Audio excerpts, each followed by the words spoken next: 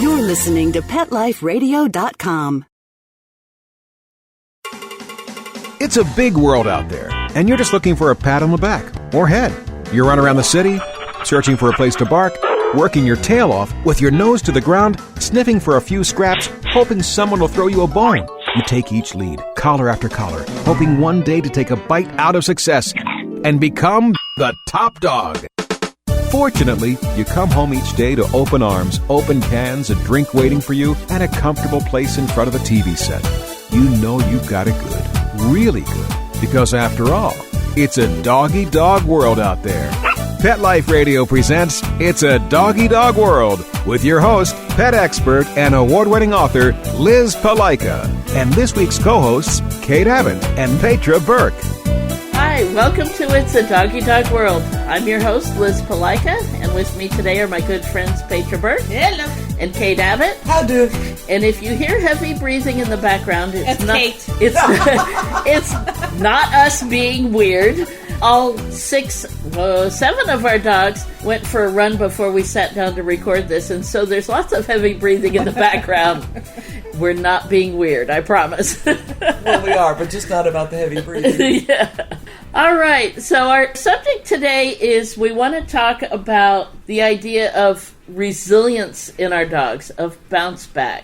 And I think a good definition of that is if our dogs face a challenge of some kind, they don't become overwhelmed with it. They react to it, but then bounce back to a more normal state. Recovery, right. I think a good example of that I've mentioned in other podcasts is when I adopted Cisco. He was from Arizona. I brought him to suburban San Diego. He'd never seen the ocean, never seen boats, sea lions, or anything to do with suburban San Diego. And the first time we went for a walk at Oceanside Harbor and he heard a sea lion, he fell over backwards. Yeah.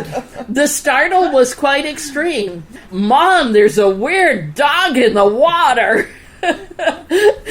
But with my help, a little bit of encouragement, a few treats popped in his nose, giving him time to watch and look and smell and hear the sea lion again, he recovered. And we went on a walk, and he still is fascinated by them. He just thinks they're the weirdest creatures on the planet. They are pretty weird, but he has good recovery. And they smell funny. Smell funny. Sound like dogs smell funny. They're in the water. Yeah. The water. So I think being able to help our dogs bounce back from a startle or a challenge is a very good skill. Especially for fearful, anxious dogs anyway, who carry a lot of anxiety, and it's not hard to tip them over. Right, and Cisco is a somewhat anxious dog. So teaching them this, and we cannot keep them in a cocoon or cotton ball, so we have to teach them to deal with life's adversities, even if it's just a sea lion barking in the harbor. Right. Practicing so that courage and taking things with aplomb, that's experiencing a lot of stuff at an early age.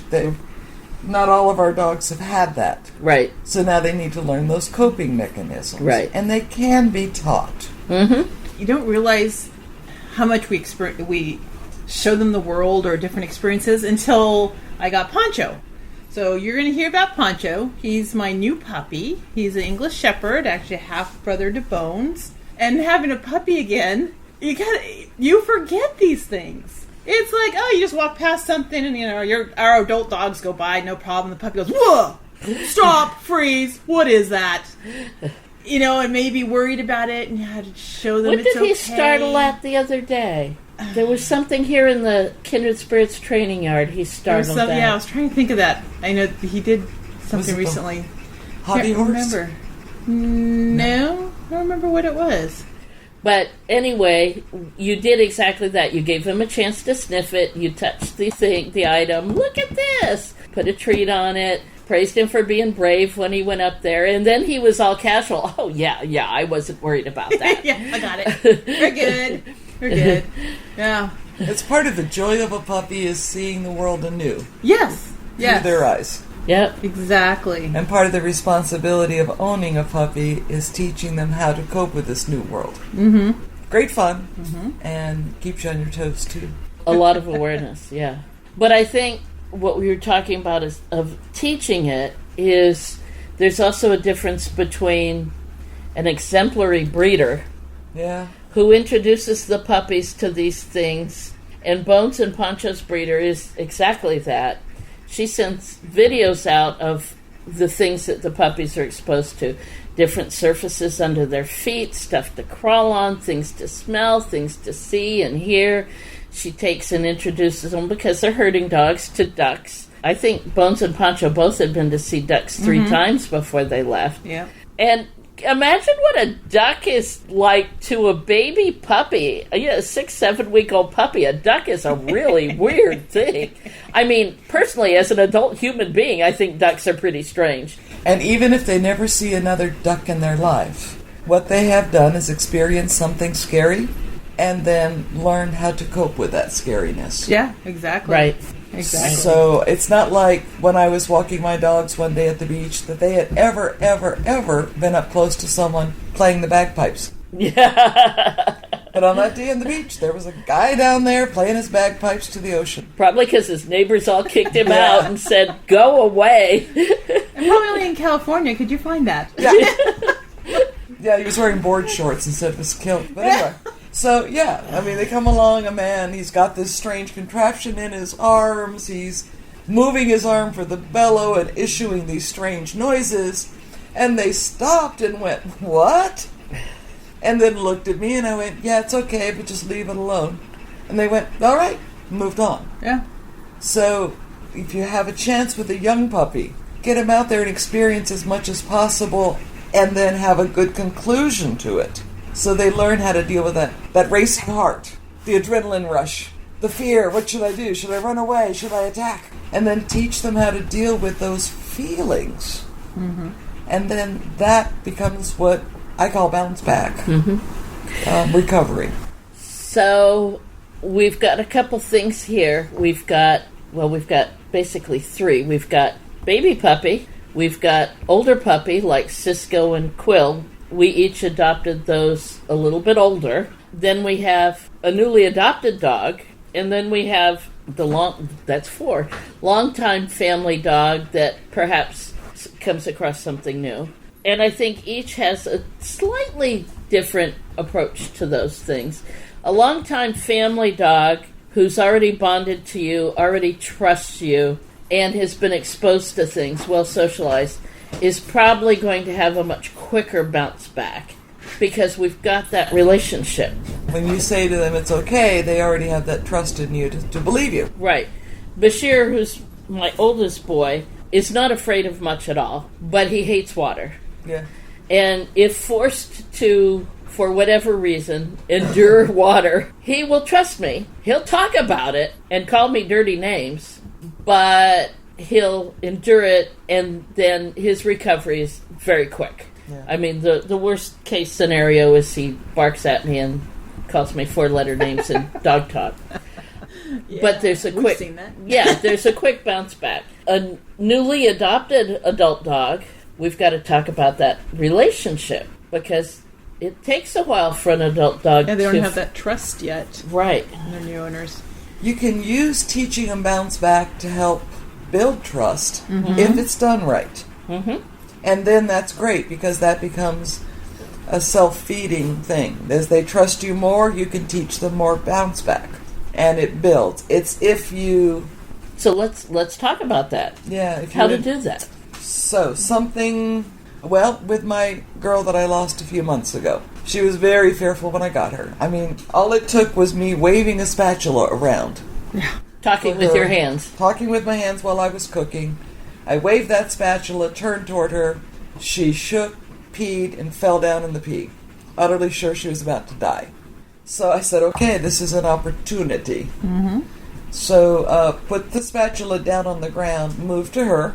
And there's a fine line between consoling and sympathy that feeds the fear and helping them calm down and relax enough to think. And I don't really know how to describe that verbally without showing it? It's tough. We see a lot of, on the dog trainer chat groups and email lists and on Facebook, see a lot of dog trainers and behaviorists saying, it's okay to, you're not going to hurt your dog if you console him when he's afraid. You're not going to hurt him if you console him for his fear. And I think console is the wrong word. We don't want to praise the dog for being afraid, but yet we want to support the dog and say, I'm here with you, I will make sure nothing bad happens to you, and life's okay. So I think there's, like you say, that fine line between we don't want to praise the fear, but yet we do want to give the dog our support. And there is another aspect of that I consider lying to the dog when somebody runs over and starts petting in a fairly frantic fashion, going, it's okay, it's okay, it's okay. Yeah. Yeah, Because it's almost like feeding into At the it. dog, for the dog right at that moment, it's not okay. Yeah. Yeah. So to... And then you're frantically petting it on top of it. Which is telling them, you're filled with fear too. Right, exactly. Mm-hmm. And so this is obviously wrong. Why are you telling me it's okay? So you need to acknowledge that, yes, something wrong just happened. One of the things that I do with my dogs, and I think I do it kind of just as a matter of habit, is when my dogs are worried or afraid or hurt, I want them to come to me. Yeah. Yeah. I don't want them to run. I don't want them to, there's that fight or flight. Mm-hmm. I want them to come to me, find me. And with the puppies that I raise, like Bones most recently, I teach them that as a baby puppy. Mm-hmm. And, mama's hands make all wounds go away. And so if they stub a toe or twist something, massage, you're a good boy, look at this, you'll feel better. And it's kind of, it's soothing, but it's matter of fact. And then, okay, you're all done, you can do it. And when I can build that trust, even with Cisco, who was very fearful, come to me. And I think that's a huge trust issue. You come to me when you're hurt, you come to me when you're scared, you come to me with anything. Exactly. You will never, ever be punished or chastised or anything if you come to me. Coming to me is the best thing you can do. So I'm trying to think back step to step. So when Gina was cowering on the floor, I put the spatula, the scary thing, down. Mm-hmm. I moved away from the spatula and just a little bit behind her, and then said, okay, come on over here. Okay, so to give her a chance to escape a little bit. Coming to me equaled escaping the scary thing. Mm-hmm. Right. I did not demand that she move toward me and the scary thing. At that part, she wasn't ready for that. Mm-mm. She wouldn't have been able to. She wouldn't have been able to. Yeah. Set him up to succeed, not fail. Right. So by moving away and then encouraging, yeah, it's okay, come on over here. Let's get you cleaned up. Calm down. You're all right. That told her it was okay to move to me and away. Mm-hmm. Does that make sense? Mm-hmm. Mm-hmm. I sometimes see people still doing that's fine. Get over here. Come over here and look at this. This won't hurt you. And we see that quite often. And it's like, no. And like what you do with Gina, to me, it's you pull her away from it and she can calm down and get her brain back. Right. Get her brain back, understand Fear releases adrenaline, yes, which is a you drug. Need to bring the brain down. is simply not thinking. Right. And you cannot teach when they're in that panic. Mm-mm. Make it worse. So you have to deal with the panic, fear, shut down, quivering, all of that. Then you can go back to scary thing. Mm-hmm. And teach them how to cope with all that feelings. Now, over the rest of her lifetime, Gina gained a lot of confidence. She always had that little bit of startle reflex. And Cisco's always going to be a little anxious.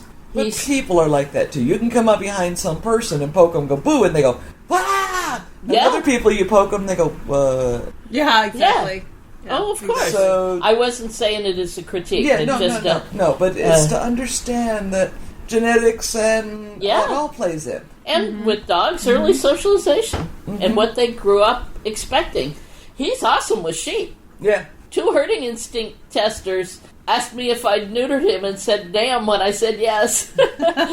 And those are big animals moving fast. Yeah, and he has no fear there at all. Yeah. It's the things that he wasn't exposed to as a puppy. And that's the thing about fear, though. It's so often irrational. Right. Right. I mean, if we know something is dangerous, then we can be cautious and give it a wide berth, but we don't have to be afraid. It's the unknown. Right. Yeah, exactly. Sea lions. Yeah. Yeah. Well, when I came home with Poncho, he was terrified of the horse. Oh, sure. He's never seen my He'd horse. been exposed to ducks, but not horses. They're a little bit bigger. And I remember the very first time, just walking to go feed, he saw the big black horse and he peed. Right. So I was like, all right. So we kept a little distance to let him get comfortable, and the routine continued. Twice a day. Right now he's right by my side, right up to the corral. We feed. He looks at the horse. And now. I bet Raz could go. And Poncho's like, Yeah. okay. No big deal. Well, I mean, geez, the puppy, when he first came home, he wasn't a whole lot bigger than one hoof. I know, right?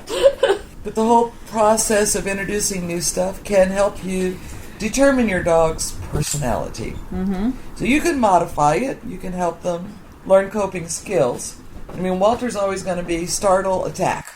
Whereas Cisco will always be startle, dash. Right. And as long as I can make sure the dash is to me, then we can control it. Right. Although he now that he's 4, he does often tend to also just go to the side and sit and think about it. Yeah. Which is also fine with me. Right. Because he's not running away. He's sitting and going, how should I handle that? Okay. Is that dangerous or is it not? And I consider that pretty darn good bounce back. And he's actually working on his own coping skills there. Yes. Yeah. Yeah. That's resilience, and resilience that he didn't have before. Now, Bones, there's not a whole lot that startles him. No.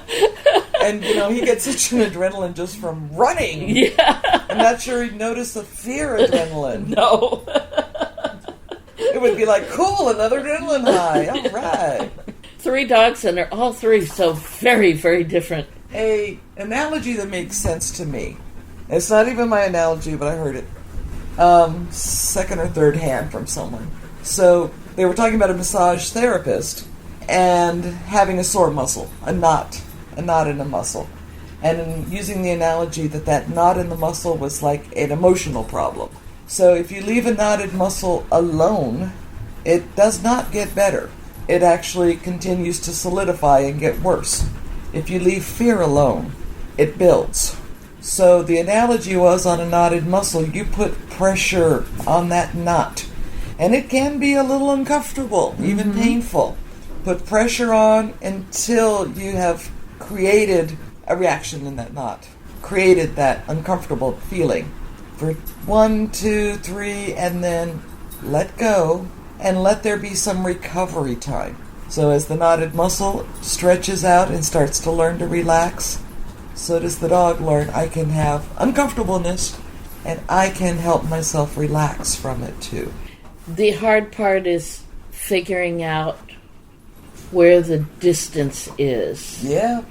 That's the hard part. How long do you keep pressure on? Yeah.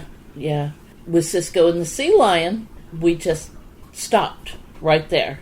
And the sea lion was in the water. The sea lion was probably 50, 75 yards from us. But they've got a loud bark, and it reverberates down at the harbor.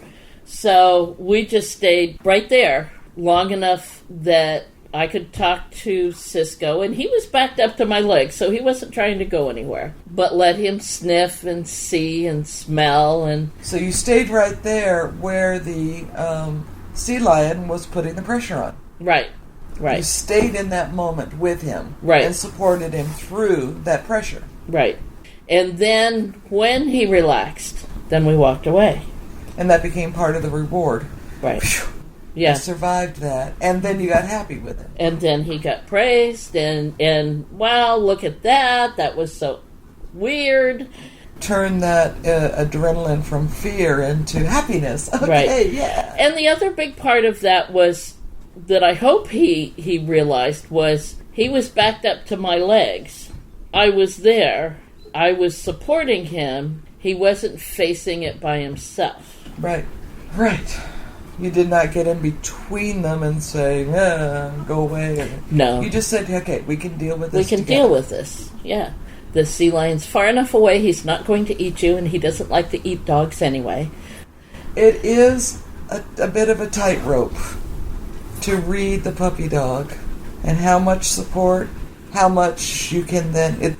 In puppy class, we have a segment where we bring down things that might cause the puppies to be fearful and have the owners practice. Yeah. An upside-down umbrella, animatronic toys, things that make noise, yeah, things or that even look a funny. tambourine. Yeah. Something. Yeah. Some kind of startle reflex.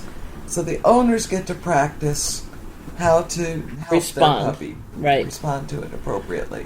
So deal with first getting them calmed down, and then what I ask the owners to is once the puppy is no longer panicking, then the owners step forward to a safe object, even if it's scary to the puppy, and say, "Oh look, I can touch it. Oh look, it gives out treats," and throw the jolly party, and bolster the puppy's courage to take that step on their own, not dragging them to it, but to say, "Yeah, actually, this is something that's okay."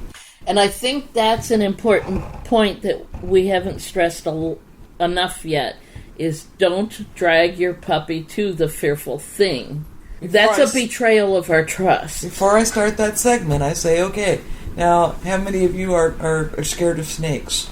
Okay, pretend I got a snake in my hand. Get over here and touch it. Yeah, right. Yeah, I'd be like, no. Uh-huh. I don't think so. Or a spider for Petra. that too. Okay.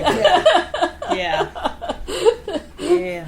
But we do the same thing in the basic class. We do our skills course. There are some scary objects. I mean, it could be just a wobble board. The wobble board. Or the whirligig that just spins. And we do have some animatronic toys out there. And the same thing. Even the adult dogs. Dragging. And we every once in a while, like, get over here. And we've seen that. Like, stop. No. No. That's not how we do it. Put yourself in your puppy dog's paws. Yeah. And help them learn to trust you and cope with it, not just man up. Exactly. Although it's not always the guys. It's not always. It is kind of predominantly the guys. But we've seen the women do it too. We see some women that put that tight leash on and just march in. It's hard to explain to people that the tight leash is not confidence. The tight leash is not a training tool. Right. If you're dragging, it's just tension, and it means you're just giving tension from you to the dog. Yeah, it's just like it's pressure. Be worried about something. Yeah. Mom's not comfortable, and that's kind of a side note with people that can create tension in their dogs. We had a woman come to the start of a new class, and she was very worried that her dog was going to react to the other dogs in classes. And so I asked her if I could take the dog and walk it around the class. I saw her very relaxed, interested in the other dogs, but not, no lunging, no, just, look, there's a dog. Yeah. Nice and dog. I walked back and I said, your dog has no anxiety about these other dogs. As we chatted, I watched her unknowingly creep down the leash until she had the dog in a chokehold with the leash. Yeah. At which point the dog did look anxious. Yeah, if I was being choked, I'd be anxious too. You're stepping on when you're walking on your toes. So hopefully this is a fairly recent adoptee of an older dog, adult dog, that she's come to us soon enough to stop that. Otherwise, she could create a dog who says, every time Mom and I see another dog, Mom gets worried. I guess I better start getting worried. Exactly. She could create that anxiety. Yes. End up with a dog that does lunge at other dogs, who says, every time I see another dog, my mom gets worried. Get away from me! Yeah. Mm-hmm. So, yeah. So she's got individual homework this first week. Just to keep that leash loose. Now, another point that we haven't talked about yet, we talked about fight or flight, but what about the dog that does run? We had a dog in our intermediate class that when they came in... And Ivy's still a young dog. Yeah, this past week, she's in adolescence. She's under a year. I think she's between 11 and 12 months old. They were in a new situation, and a vehicle with a very loud engine scared her. Really, really scared her.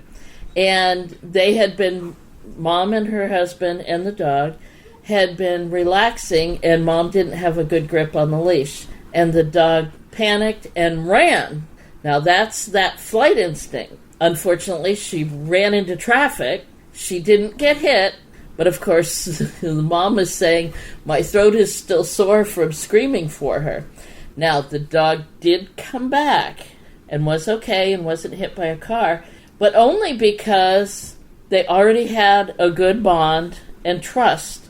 And as soon as the dog could think again, she heard her owner's voice. Yeah. Mm-hmm. So first was the panic, the unthinking panic. Right. I'm going to die. That machine is going to kill me. It probably sounded, like a big grizzly bear. Right.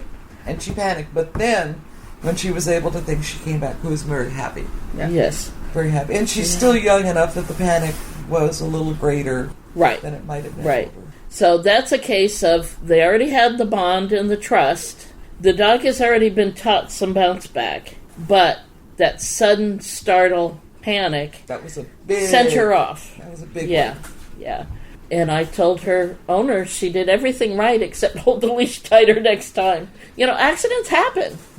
Yeah. But I told her that her response to it was perfect. What she did afterwards was just fine. That she greeted her happily upon her return. Yes, she did. Her husband wasn't quite so thrilled. But Mom took over the situation and greeted her happily, didn't scold her. So Mom did everything she was supposed to do. It was simply an accident. It wasn't a flaw in the dog. It wasn't a flaw in their relationship. It happened. And thank goodness she wasn't hit by a car. She wasn't hurt. And then Mom greeted her happily, and all was well, other than the fact that Mom was a nervous wreck.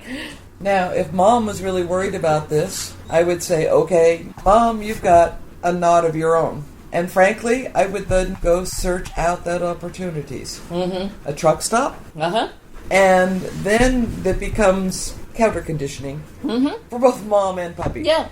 And counter conditioning is walking as close up to the edge before you go over the cliff into panic. Right.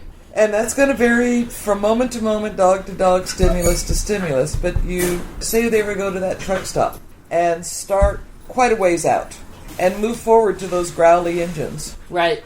And stop. Mom needs to do confidence and happy and jolly and treats. Some cookies. And work. Yes.